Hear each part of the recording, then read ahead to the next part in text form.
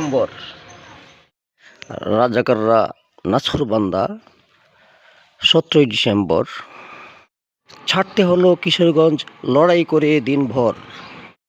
এ প্রজন্মের সবাই জানো কিশোরগঞ্জের ইতিহাস, ভুল ইতিহাস লিখতে গিয়ে করোনা কো নীতিরাস। ডিসেম্বরের 16 তারিখ বিজয় দেখি আর, বাকিরা সব হয় পরাজয় ভারত অরুরার।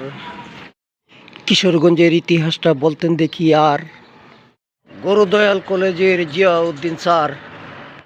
আজ সকালে হাঁটছি যখন 17 ডিসেম্বর, সেই ইতিহাস জাগলো মনে একটু পর পর।